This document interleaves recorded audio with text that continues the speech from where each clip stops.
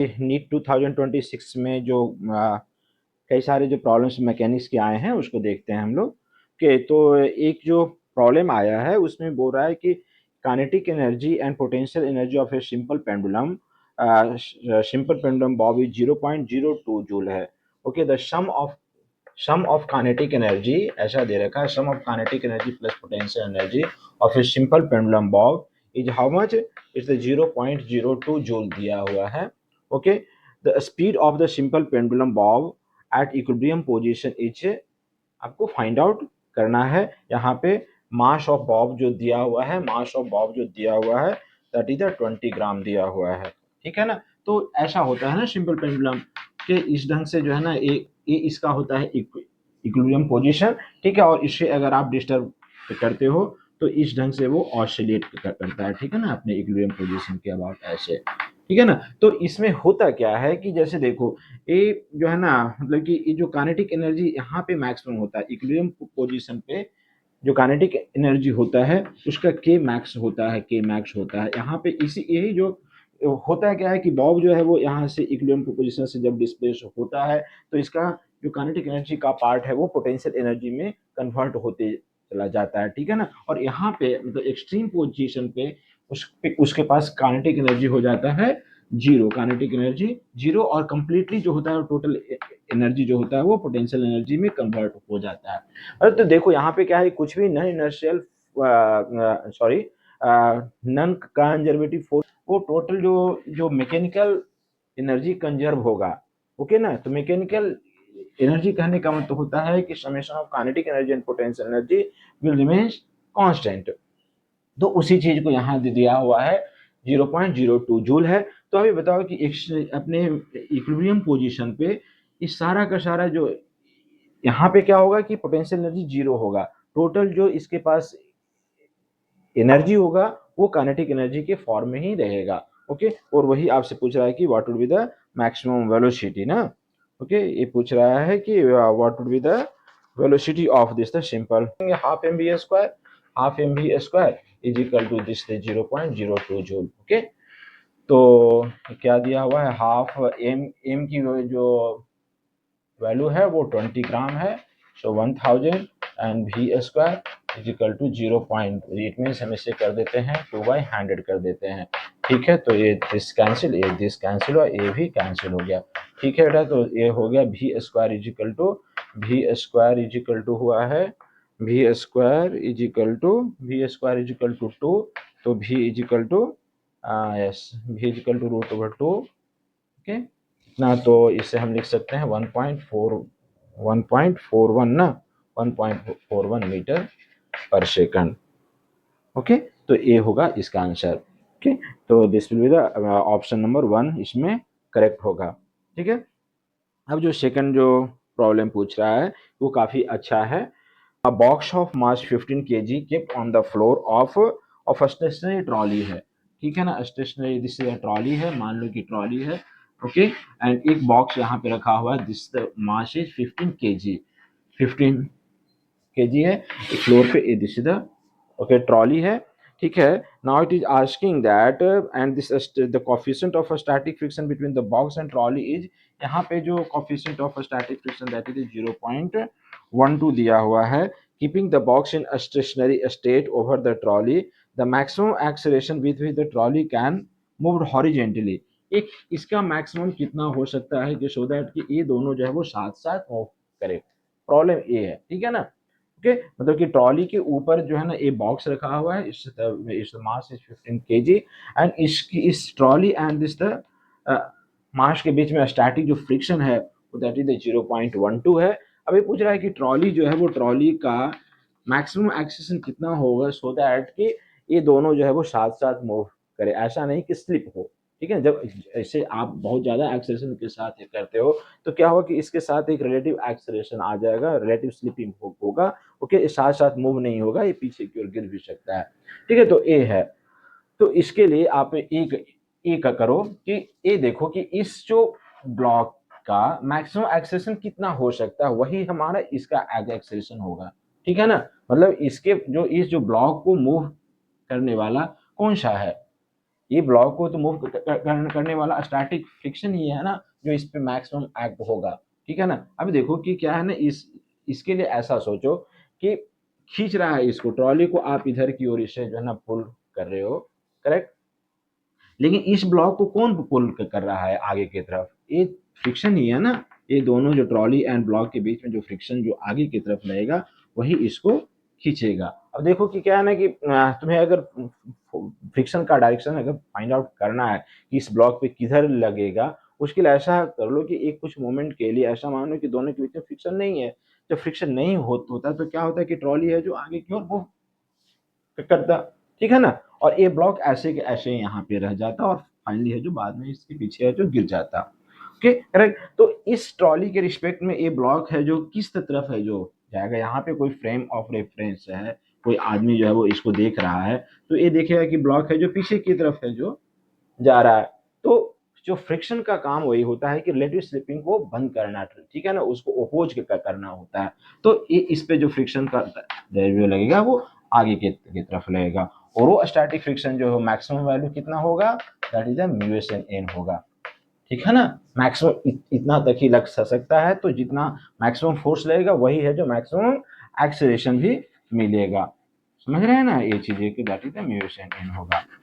अब ये देखो, तो म्यू की वैल्यू जो है वो 0.12 है, एन की वैल्यू है वो mg है, okay. And this is the mass into acceleration, A max होगा, ठीक है। तो एम एम इसको कर देते हैं, कैंसिल करते तो ए मैक्सिमम जो मिलेगा वो दैट इज 0.12 इंटू 10, ठीक है ना। तो 1.2 मीटर पर सेकंड स्क्वायर, ये इसका मैक्सिमम एक्सेलरेशन होगा। तो मतलब इस ब्लॉक के पास मैक्सिमम एक्सेलरेशन इतना आ सकता है, ओके। वही इसके पास भी, ट्रॉली के पास भी मैक्सिमम एक्सेलरेशन होने से ही दोनों का दोनों है जो कंबाइंड वे में वो करेगा। अगर इसका एक्सेलरेशन ज्यादा हो जाएगा 1.2 से, तो क्या होगा कि ये मैक्सिमम इतना तक ही गेन करेगा, और इसका अगर ज्यादा है तो इन दोनों के बीच में एक रिलेटिव स्लिपिंग होने लगेगा, और अल्टीमेटली ब्लॉक एंड ट्रॉली एक कंबाइंड वे में मूव नहीं करेगा, ठीक है। तो इसका आंसर आएगा this will be the 1.2 metre per second square, okay. That will the fourth option will be the correct, okay, ठीक है। ओके नाउ हम लोग आते हैं, एक बोल रहा है जो प्रॉब्लम में क्या बोल रहा है कि एक स्टैंडर्ड 11 की स्टूडेंट है which is conducting an experiment, determine the effective length, okay, effective length of simple pendulum of length L, notes down the data time taken by the 30 oscillation हो रहा है, 30 ऑसिलेशन हो रहा है, या 30 ऑसिलेशन, 30 ऑसिलेशन है ना, या 30 oscillation, 30 oscillation in 60 second, in 60 second, okay. तो अब ये हमें पता है कि वन ऑसिलेशन में जितना जो टाइम होता है, ओके, उसी चीज को हम बोलते हैं टाइम पीरियड। तो यहाँ पे 30 ऑसिलेशन इन 60 सेकंड, तो what will be the time period, जो टाइम पीरियड जो होगा वो ऐसे करते हैं 60/30, इट मीन जो होगा वो इसका 30 second, okay, see that 2 second है, ओके, 2 सेकंड है। अब इस आपसे पूछा है calculate the length of the simple pendulum, तो क्या होता है, T equal to 2 pi root over L by G होता है ना। तो टाइम पीरियड कितना है, that is 2 second, this is 2 pi and root over L, and G की वैल्यू दे रखा है, जिससे जी की जो वैल्यू है वो पाई स्क्वायर के इक्वल है, ठीक है ना। यहाँ पे जो डेटा हमें दिया हुआ उसमें पाई स्क्वायर इक्वल टू 9.8 है, और जी की वैल्यू भी 9.8 है। तो जी के, तो यहाँ पे जी के जगह पे हम पाई स्क्वायर रख देंगे, तो हमारा जो है वो क्या हुआ है कि ये चीज जो है ना आसान हो गया है। मतलब ये तो पाई स्क्वायर का जो रूट होगा वो पाई होगा एंड रूट ओवर एल होगा, ठीक है। तो कैंसिल हुआ, तो root over L is equal to 1, it means L is equal to 1 metre, ठीक है। तो ए इसका आंसर होगा, एल एल एल की जो वैल्यू होगा वो 1 मीटर होगा, करेक्ट, ओके। नाउ हम लोग आते हैं और दूसरा प्रॉब्लम क्या है,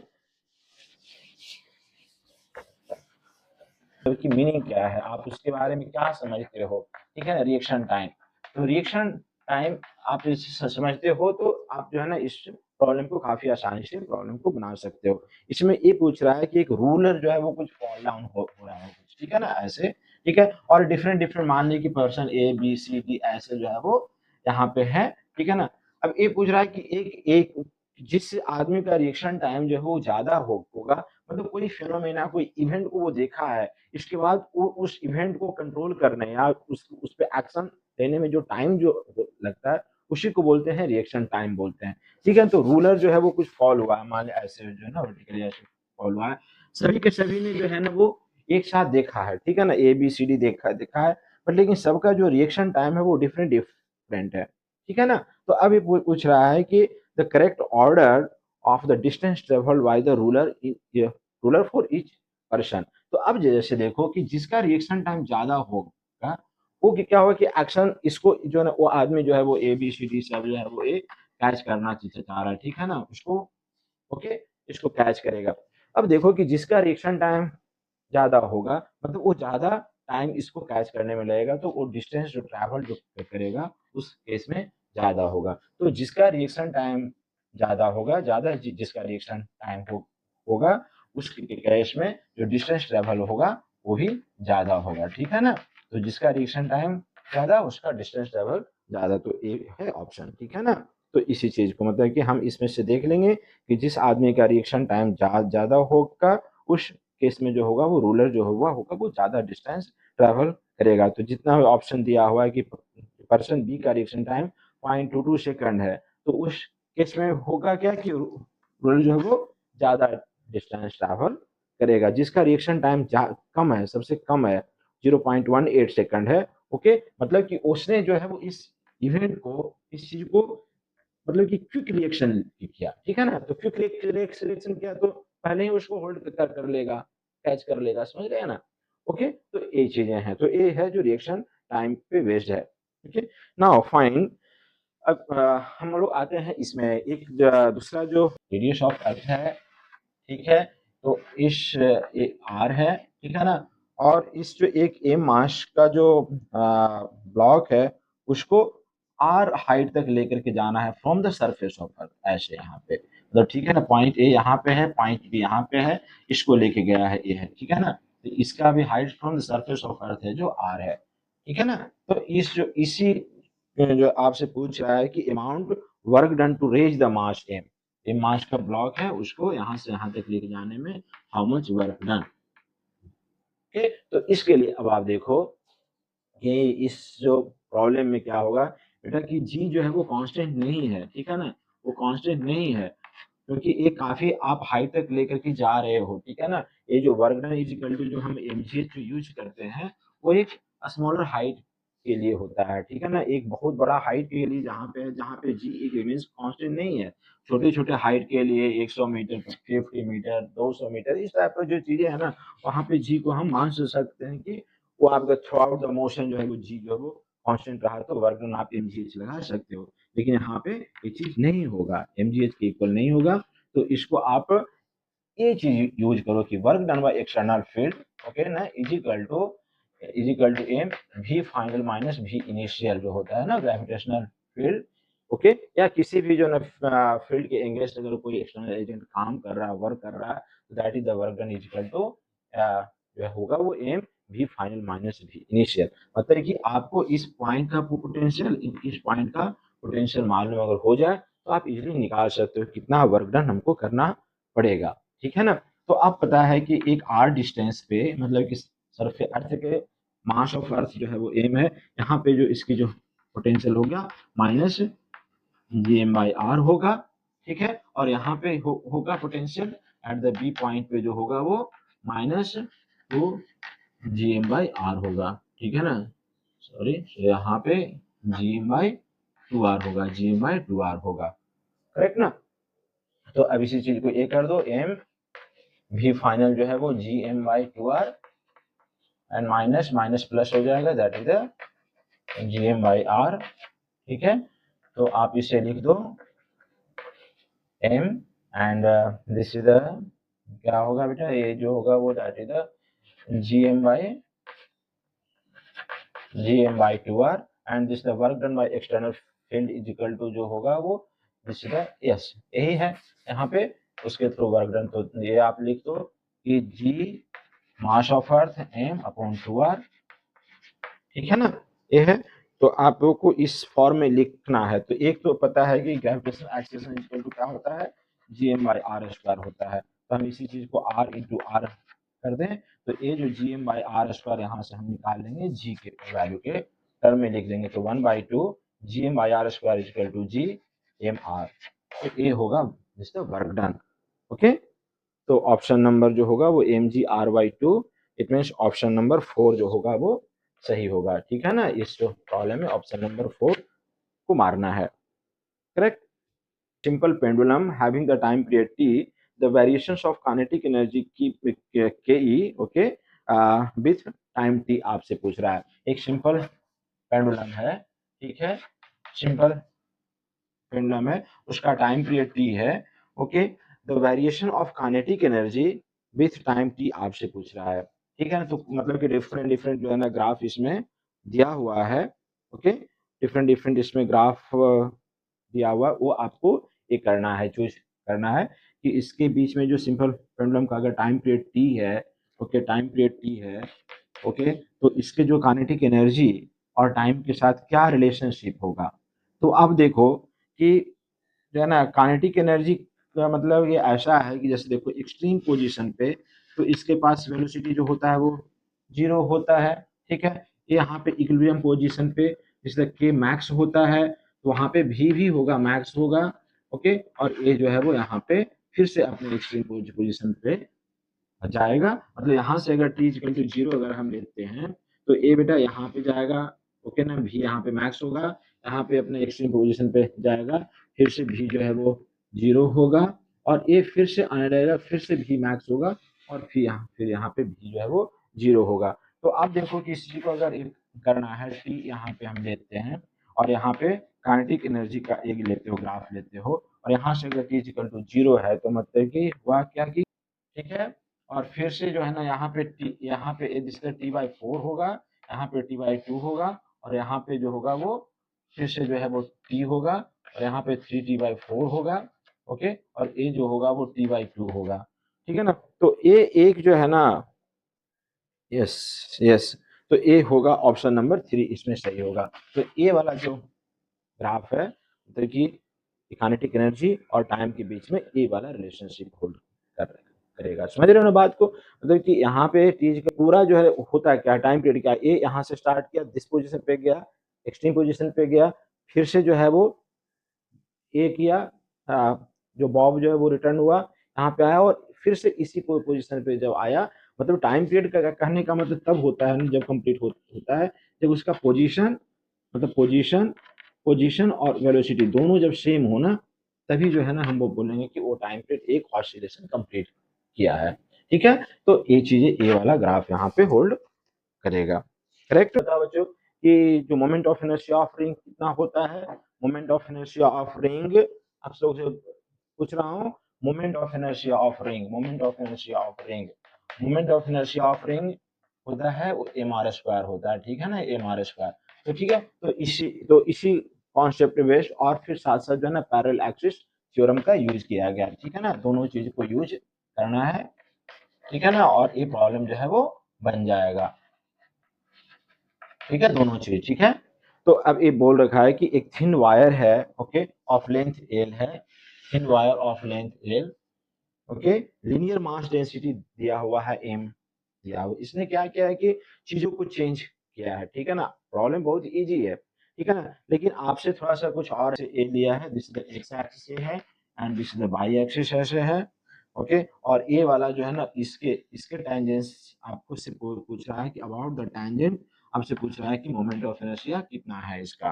ओके, तो अब देखो प्रॉब्लम को हम कैसे बनाएं कि इसका लेंथ है जो एल है, and mass per unit length जो दिया हुआ है बेटा, मास पर यूनिट लेंथ जो दिया हुआ है वो that is mass per unit length. मतलब कि हम ये बोलें कि मास पर यूनिट लेंथ जो है वो दैट इज, हम इसको लेते हैं लैम्डा इक्वल टू m दिया हुआ है मास पर यूनिट लेंथ। तो अब ये बताओ कि इसका जो है वो एल लेंथ है ना, एल लेंथ है, तो इसका मास ऑफ रिंग कितना है, मास ऑफ रिंग जो है कितना है, एल इंटू हम ले लेंगे m, because that mass per unit length है, इसको हम m में लिख देते हैं, ये हो गया मास ऑफ रिंग।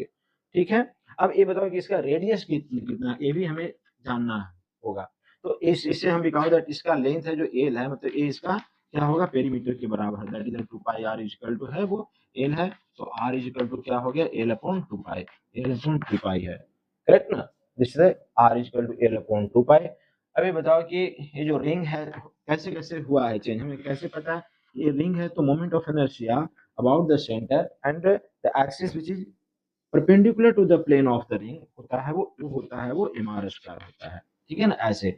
अब लेकिन बताओ कि अब हमें करना क्या है कि पहले तो कि अबाउट हम जो है ना उसका मोमेंट ऑफ इनर्शिया निकालेंगे about the diameter, and then हम जिसको पैरेलल एक्सिस थ्योरम यूज कर लेंगे। मतलब यहाँ पे दोनों चीज को यूज करना है, परपेंडिकुलर एक्सिस थ्योरम भी एंड पैरेलल एक्सिस थ्योरम भी, या आप लोग डायरेक्ट भी जानते होंगे कि जो है अबाउट द डायमीटर जो होता है मोमेंट ऑफ इनर्शिया जो होता है वो एम आर स्क्वायर बाई 2 होता है, सिंपली ऐसे भी।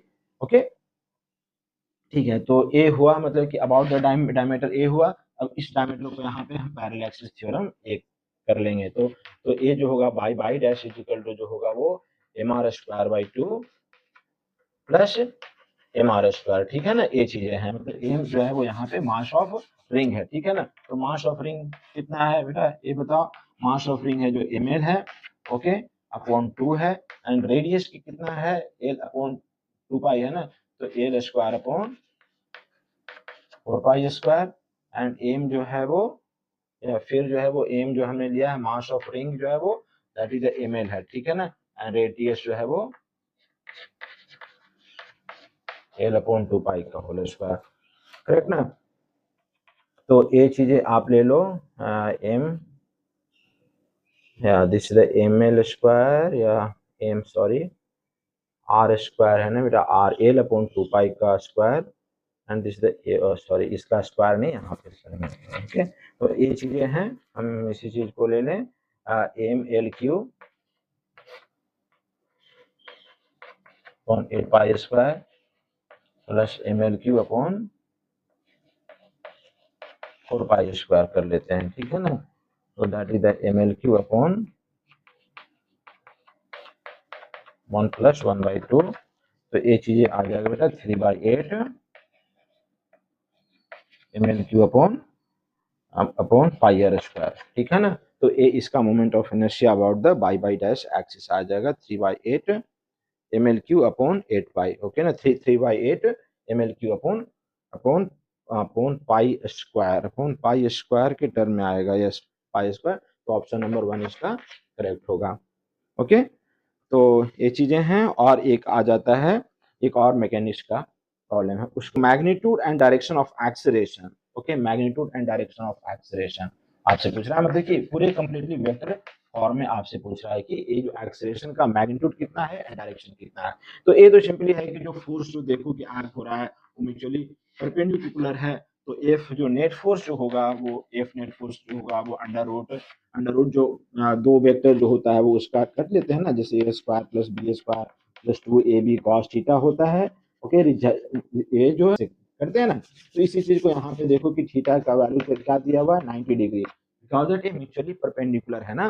तो सिंपली यहाँ पे आ जाएगा ए स्क्वायर प्लस बी स्क्वायर, मतलब कि 8 का स्क्वायर प्लस 6 का स्क्वायर, ठीक है ना। तो ये आ जाएगा बेटा 100, मतलब कि ये है 100, मतलब कि 10 न्यूटन जो है वो मैग्नीट्यूड है, okay. Magnitude of the force जो होगा वो 10 न्यूटन होगा, ओके। तो इस एफ को हम मास इंटू एक्सेलरेशन कर देंगे, दैट इज 10। तो मास कितना है, मास 5 kg है, तो यहाँ से 2, तो एक्सेलरेशन मैग्नीट्यूड ऑफ एक्सेलरेशन जो होगा वो 2 मीटर पर सेकंड स्क्वायर होगा, ठीक है। अब देखो कि ये जो अगर ऐसे लेते हो 6 न्यूटन अगर लेते हो ये है, एंड ओके, एंड ये है 8 न्यूटन है, तो जो रिजल्टेंट जो होगा वो कुछ ऐसे 10 न्यूटन का होगा। और इससे अगर हम लेते हैं अगर 6 न्यूटन वाले से अगर हम थीटा लेते हैं, तो जो जो ए जो होगा वो tan थीटा जो होगा वो क्या होगा, tan theta is equal to जो होगा वो ए वाला Y component upon X component, तो बाई कंपोनेंट क्या है 8 है, एक्स कंपोनेंट है क्या है 6 है, तो इसे आप 4/3 भी लिख सकते हो ना, 4/3,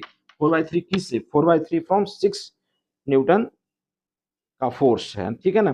तो 2 मीटर 2 मीटर तो हर जगह है बेटा, ये लेते हो तो ए जो होगा वो इसको लेते हैं, तो ए वाला जो होगा अगर हम 8 न्यूटन वाले से अगर एंगल लेते हैं, तो ए वाला जो होगा वो दिस द ये हम एक्स एक्सिस वाला हम ले लेंगे, एक्स एक्सिस मतलब कि 6/8, तो दैट इज 3/4। ओके, तो यहाँ पे tan inverse 3/4 from the 8 Newton, ठीक है ना। मतलब कि जिस वेक्टर से आप ले रहे हो एंगल ना, उसके उसके अपोजिट वाला, मतलब कि इस वेक्टर से लिए हो तो उसके म्यूचुअली